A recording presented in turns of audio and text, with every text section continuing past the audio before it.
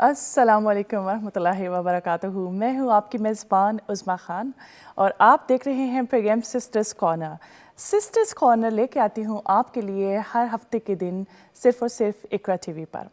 Sisters corner में हम हर हफ्ते एक ख़ास मेहमान के साथ हाज़िर खिदमत होते हैं और उस मेहमान से हम बात करते हैं उन तमामी मसाइल के हवाले से, उन तमामी सवालात के हवाले से जिनमें कि आपकी दिलचस्पी होती है।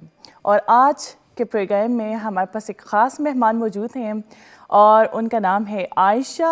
और Ayesha is expert in public speaking. क्योंकि हम एजुकेशन भी हासिल कर लेते हैं, जॉब भी हासिल कर लेते हैं, लेकिन सम टाइम ऐसे होता है कि हमारी जो कम्युनिकेशन स्किल्स हैं वो इतनी अच्छी नहीं होती हैं, जिसकी वजह से कि हम अपनी पसंद की जॉब नहीं हासिल कर पाते हैं। इसी तरह से बहुत सारे हमारे यंगस्टर्स जो हैं उनमें भी जो पब्लिक स्पीकिंग है उसका बहुत ज़्यादा रुझान नहीं है। उनको जो कम्युनिकेशन स्किल्स हैं वो बहुत लैक करती हैं उनकी पर्सनैलिटी में, जिसकी वजह से वो they are finding hard to communicate with other people in a proper way. और ऐसे होता है कि वो उनको इंटरव्यूज़ वगैरह से डर लगता है या कहीं इंटरव्यू के लिए जाते हैं तो अच्छी एजुकेशन के होते हुए भी वो नहीं पास कर पाते हैं। इसलिए पब्लिक स्पीकिंग जो है और being confident in your communication is very, very important. So I have expert with me here today, Aysha. Assalamu alaikum and welcome to the show. Assalamu alaikum. Thank you for inviting me, Uzma. It's lovely to be here. I'm glad to have you in my program, honestly. And today we are going to discuss about public speaking, communication skills, and how to be a confident speaker. So all about your obviously experience. First of all, I would like to ask you your experience, your expertise, your childhood. What have you done so far, or how did you come in this field and, telling us how to speak? So firstly, starting from childhood, I came from a family that was very sociable, very hospitable, and communication was a daily, frequent occurrence, pretty much. We were a very conversational household. So that's where I developed my communication skills. It was also an aspirational home, and there was a lot of emphasis on achieving. And I had a desire to work in the broadcast sector. So I started out in the media, working for the Asian Express, which was a national Asian paper. Then I moved into local radio, and then I moved to ITV Southwest for 2 years as a news anchor and reporter. And then I got headhunted by BBC Regions to be a news anchor there. So I presented the news for 9 years and reported for the regional news for 9 years. So the Southwest was the biggest region in for the BBC Regions. Wow, brilliant, excellent. So that's a lot actually, Aysha. I think we're lucky to have you here in our program again. So tell us, how did you started, training people in confident communication? How did you come in this? What are your expertise in this field? Yeah, so I studied NLP and I studied life coaching. Yeah. And then after that, I set up my own business, which is Wise Communications, and I specialize in 3 core areas. One of them is in communication, which is confident communication, leadership communication, public speaking skills, and business pitching. The other area is presentation skills, so presenting to camera, for example, and presenting for digital. And then there's the media operation side, which is media interview training, crisis communications training. So really it's been a transition because I had some time out after my broadcast career and I didn't want to go back into the media. And the reason I didn't want to go back into the media was because I had spent a long time in it and it looks very glamorous and there's aspects of glamour to it, which I was drawn to at that age. Yeah. But when you get into it, you realize it's a lot of intense work and you're working crazy hours. And also I was working in regional news. I don't subscribe to the mainstream news agenda because I don't think that the journalists are doing a good job to really expose what's happening in the world. So I wouldn't want to compromise my values and ever shift into that territory. So I've made a conscious decision to actually do my own thing. And so I now train a variety of industries. I work with corporate sectors, I work with business owners, and I'm working with educational institutions as well. And I've worked with many, many leading names in the sector. And I'm a TEDx host and speaker. Oh, wow. As we have discussed about life coaching, obviously there are different sort of coaching, you know. But sisters watching program at the moment, they would love to know what is life coaching, and obviously they would like to have a clear concept of life coaching. Yes, I don't do the life coaching. That's something I haven't gone into. I've stuck to my area, which is the communications coaching area. Okay. So I don't teach people how to improve their lives. I teach them how to improve their communication, which inevitably has a knock-on effect on their lives. Okay, yeah. So what do you think, what is, especially in our Asian community, there is a lack of communication, you know, or being a confident speaker. What do you think, why it is not that much in our Asian community, or how they can improve their communication skills to be a confident speaker? I think there's a number of factors. What, in refugee communities are we talking about, or within? Like Asian communities. I think the first hindrance often is language barriers. If your English isn't fluent, then that is going to be a major hindrance in your communication. So the first thing, the first and most foremost thing to focus on is developing your English. And then from that comes confidence. Once your English is strong, your confidence will improve. So I think, you know, when it comes to our own community, from what I have found within the community that I exist in, which is, you know, the Asians that I'm around, I find that it's often a language barrier and also a reluctance to, because of the language barrier and the restraints, there is almost a reluctance to assimilate in any way into Western organizations, which doesn't have to go against their values, but you have council events, you have local meetings, and I find the Asian community I'm in don't want to go into that because I feel there's almost an inferiority, an insecurity that they will not, and it probably does exist. When they go out there, they're probably not treated in the right way. Society barriers as well. So I think language is always number one. Before you do anything else, master the English language, because when you can master it well, and even if you can improve the accent, it will be a game changer for people. Obviously, Aysha, most of the youngsters, you know, they are very well qualified, you know, if you talk about them, and they are very well qualified, they are going for interviews, but they are like not able to answer, though they can, but they are not able to answer it at the same time. So because of lack of confidence. So what do you think, what advice would you like to give them, and what kind of skills you think they should be having it? Well, firstly, I think confidence is your human right. So first you have to understand and accept that as a person, as a human being, that is your inherent right by being on this planet, is to be confident, right? Secondly, though, I think what happens is a lot of people have a lack of knowledge of the interview process. It's about becoming familiar with the interview process. And also learning the skills as to how to most effectively answer interview questions. So I think you know, knowledge is power.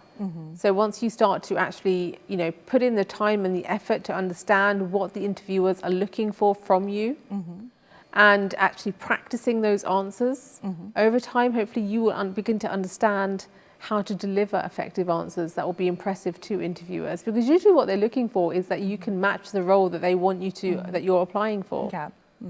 So it's not too complex when we break it down.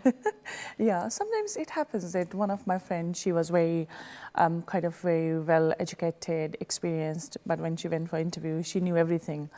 But you know, when she started her interview, she couldn't do anything. She probably, you know, she couldn't answer to the questions. But she knew it.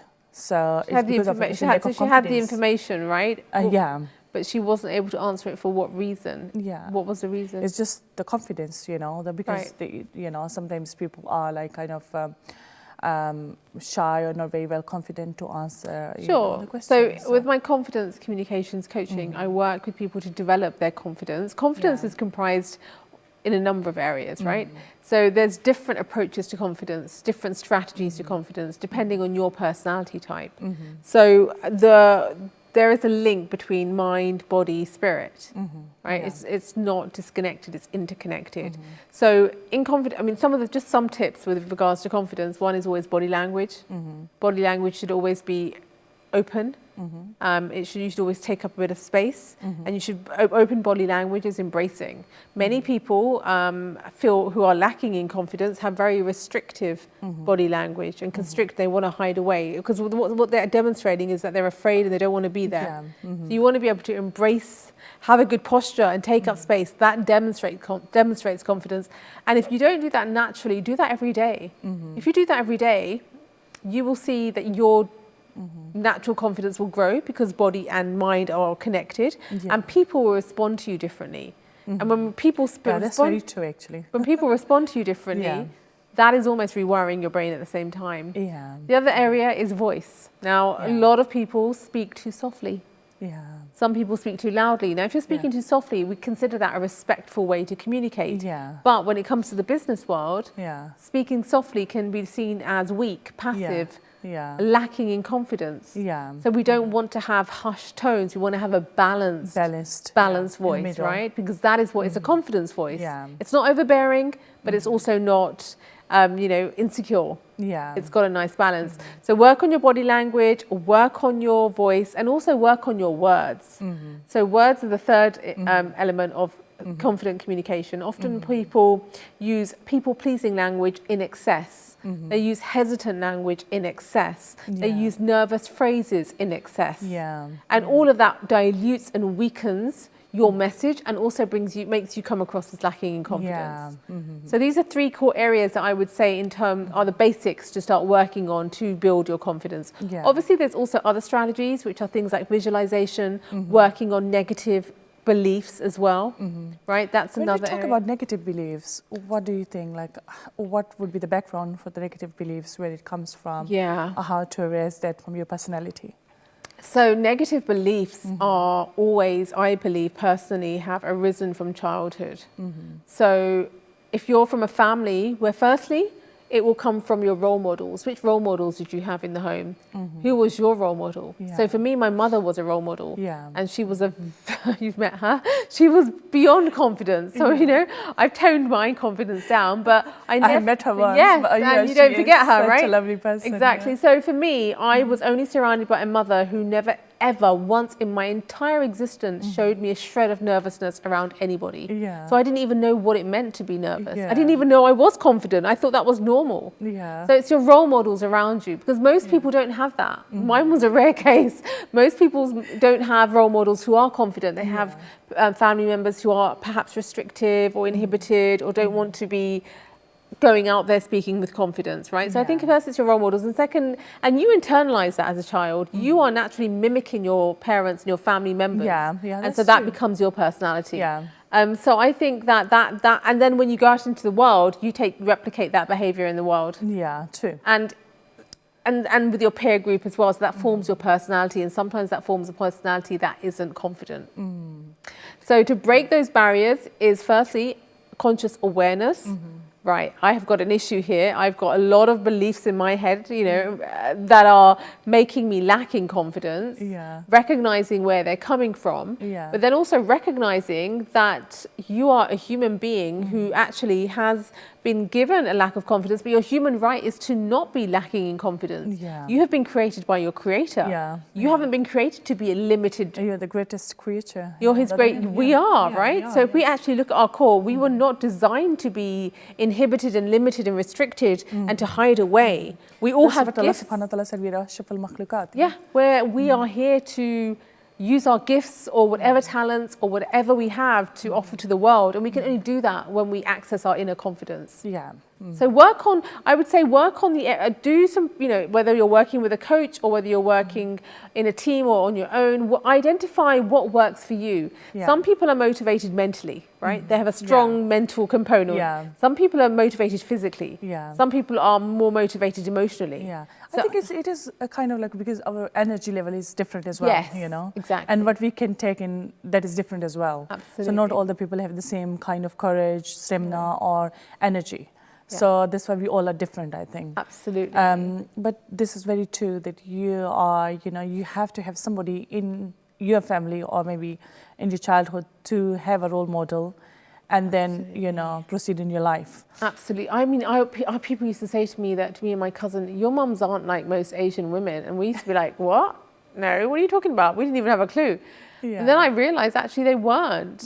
Many Asian women that I was surrounded by were actually a lot more passive, and that was normal. Yeah. So I don't know where the ladies in my family, I know there were head teachers in the past and stuff in our ancestry. Yeah. So maybe there was some kind of confidence coming through the generations. My mother was an oldest daughter of 5 siblings, so she was naturally put in that position. Kind of a leadership role. She was naturally from childhood a leadership Yeah. role, and then when that's your mother, Yeah, yeah. otherwise I could have just, you know, if my mother wasn't like that, I could have just been not confident easily. Yeah, And she also had a really good thing about her was that she always believed in me and always praised me. exactly. And when I don't think you should overdo it. Don't overdo the praise on your children. Asian mums never overdo it. Mine did. Yeah. She overdid it. And I think though that by her doing that, it did instill a very confident sense of self in me, and a fearlessness, and also the fact that she just never, every time there's a situation where I'd say, no, don't think I can do this, or I don't, she would say, no, you can. Yeah. Yes. I'd be like, Jesus, there's no, like, I think maybe I'm probably not as willing, but she'll be like, no, because maybe she was an immigrant who came from Pakistan to this country and faced many challenges. And the only way to survive was to be relentless and to be bold and to be brave and to not give up. Yeah. So those lessons passed on. That's very true. Honestly, Aysha, this is what I'm thinking, like my childhood, and I'm thinking like about my dad. My dad was actually a role model for me because I'm from Pathan culture, and it was very difficult to go and work on media, you know. And he didn't tell anyone when I started working on FM. He did not tell even my mom. Oh, wow. Then I said, I want to go, and he took me because he thought like I have that kind of passion or abilities. So this is why it's important to encourage your children, you know, whatever they have in their personality, you know. So this is how they can, you know, bring up the actual, you know, thing from their personality. Yeah, don't force them to be someone who they're not, which is what was done in previous generations. Allow them to explore and support them, give them advice to be sensible, make the right calculated decisions, but allow them to embrace the world because they are not your replicas. They are a new form of life for the next generation. You know, we shouldn't mold them into mini-me's. Yeah, and if we will not praise them, we will not encourage them, obviously. It will start from home, you know, then they can't do anything. So we have to build that confidence in them. Absolutely. And so I think to face the society. Build the confidence, but also give them a bit of a dose of humility at the same time. Tell them great, but say, you know, there are also other talented people. I think it has to be done in a balanced fashion, because if we overdo the praise, that's like almost equivalent to when you over-criticize a child. They develop low self-esteem. And if you overpraise, they'll develop a high level, which could be an inflated level of self-esteem. So I think it's good to give them a real balance. Yeah, that's really good. Obviously, Aysha, when we talk about communication skills, as we have discussed, you know, earlier as well, what sort of skills all the people, they must have it, you know. What do you think when we talk about confident communication, what it is, confident communication? How would you like to explain it a little bit more in detail? So confident communication, I would say, is the ability to go out into the world with belief in yourself and to not be hesitant and nervous and to inhibit opportunities for yourself. So good communicators who have confidence have, you know, a real advantage. They are not limited by, you know, by fears or limiting beliefs or uncertainty, which allows them to embrace all the opportunities that are out there. So I think confidence is having a belief in yourself, but also, you know, it's sometimes even if you don't have that belief in yourself, just go out there and do it. Go out there with confidence. Is it all about, I think, exploring? Exploring new things, and sometimes we don't have experience, we don't have knowledge or qualifications. Still, if we dig in, we will find something and we will explore. So what if you don't have the knowledge and the knowledge and the experience? It doesn't matter. Why does that matter? As long as you have, you know, so many people who didn't go to university or college and did fantastic things. You don't have to have all of that behind you. You just have to have passion and drive and resilience and a forward-thinking mentality. And confidence. Confidence. Confidence is Confidence the key. is the key to success. It's the key. Yeah. It is. Yeah. In terms of communication, healthy level of confidence, not over arrogance or that. Yeah, that's very important. What about your experience working as newscaster on BBC as well? And what other TV channels have you worked on? Tell us something about that. Yeah, so it was a really exciting time for me at that time in my life because I was very passionate about broadcasting them. So for me, it was travelling and living in the southwest of England, which was also very exciting because it was a very different world from London. My world was really about, but it was very intense. I was a breakfast host, and then I was also a lunchtime host and an evening host. Oh, wow. And I was a reporter as well. Yeah. So, breakfast presenting was usually getting up at 4:30 every morning with 3 alarm clocks. Oh, wow. 3 alarm clocks. I don't think I would have got it without 3 alarm clocks, and then at the desk by 5:30. And I always remember thinking, wow, this is like a military operation, because I had worked for certain other media before, or ethnic media, and it had always been a bit more casual and relaxed. Yeah. But when I got to the BBC, I was like, wow, they do things like the military. It was like on the dot. We were in the dot, you have to be there. And there was a rehearsal, and then we went live, and then we were back upstairs on our desk, and everything was scheduled, and the software, and everything was just so very systematic. English people are very systematic. So although I was, at times I'd think, oh, I loved it when I was at the Asian Express. It was so much fun, and all those invites that were coming in, and just the laughs we used to have. It was a lot more formal and professional at the BBC and ITV as well. But yeah, so presenting breakfast, presenting evening bulletins, I'd be working from 2 to 12 o'clock at night, reporting from multiple locations all across the region was always really, really exciting. Wow. Yeah. It was a really exciting time, but it was a time in my life when work was my life. Yeah. Because, when you're, it was all I was just doing. And at that age, I think you don't care. Yeah, true. I was happy to do it. Yeah. So obviously you were working as a breakfast host as well. So what sort of activities you have been doing, or what do you think, what did you find more exciting doing your in your job career, working as a TV presenter? What was the more exciting part working on different TV channels? I think various aspects were exciting, to be honest. I enjoyed the reporting extremely because you always, I was at that time I was very spontaneous.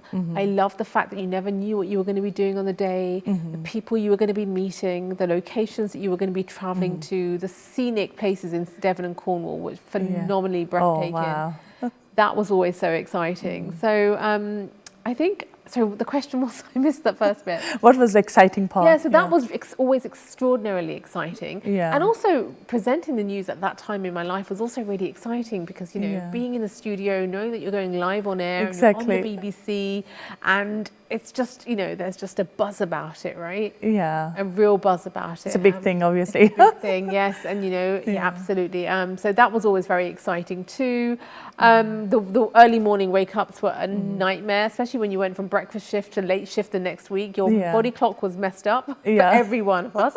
All of us put on weight because we were eating at weird times. Yeah. Every presenter, after a while, we'd all ballooned. Because we'd have a big breakfast after breakfast, and and then the snack would be snacks, and people would bring in. They were so generous there. They'd bringing in donuts and cakes. It was crazy, yeah. So we all kind of ballooned after a while, and I think some of us have managed to bring some of it. When you wake up 4:30, you do need some sugar in your breakfast as well, I would say. Thank you so much, Aysha. I will continue the conversation. We are here with you, all the audience who are watching the program. Please stay tuned with us. I will see you after a short break.